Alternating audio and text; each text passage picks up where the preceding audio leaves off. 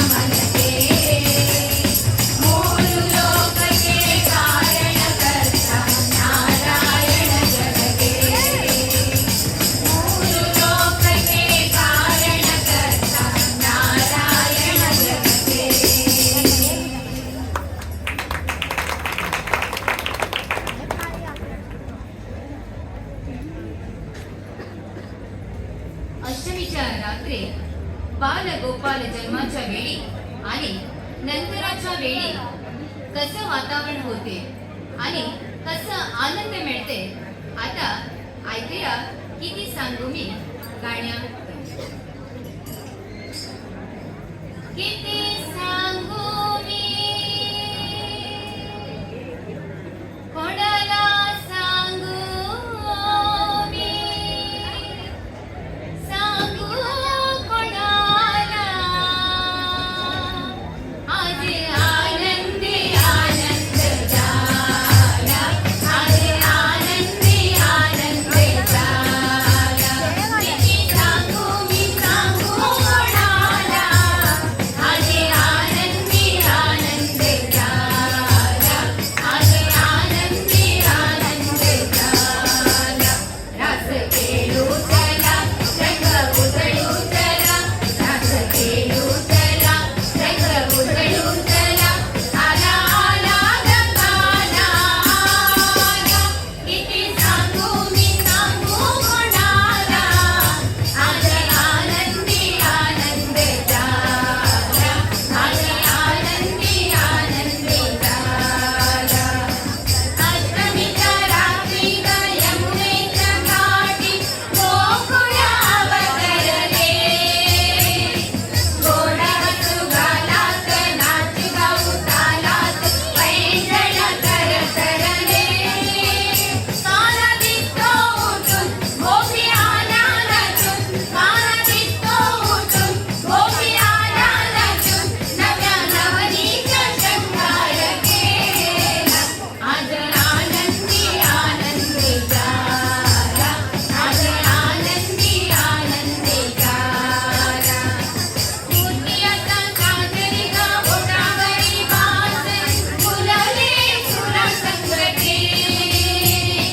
कोणी म्हणा गोविंद, कोणी म्हणा गोपाल, कानाले नावे तिथे. रोज कोड्या करून गोपवाडे जमून, रोज कोड्या करून गोपवाडे जमून. सांज साकाळी गोपाल काळा, आज आनंदी आनंद झाला, आज आनंदी आनंद झाला, आज आनंदी आनंद झाला, आज आनंदी आनंद झाला, आज आनंदी आनंद झाला.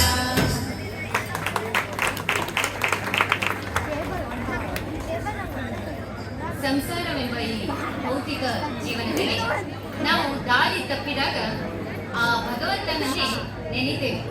ಸಂಕಟ ಬಂದಾಗ ವೆಂಕಟರಮಣ ಅನ್ನುವ ಹಾಗೆ ನೀನು ಬಂದು, ಆ ಭಗವಂತ ನೀನು ಬಂದು, ಆ ಕೃಷ್ಣ ಪರಮಾತ್ಮ ನೀನು ಬಂದು ನಮ್ಮನ್ನ ಸನ್ಮಾರ್ಗದತ್ತ ಒಯ್ಯು, ನನ್ನನ್ನ ನಡೆಸು ಎನ್ನುವ ಸಾರ ಬಿತ್ತುವ ಗೀತೆ ಕೇಶವ ಮಾಧವ ಎನ್ನುವ ಗೀತೆ. ಕೇಶವ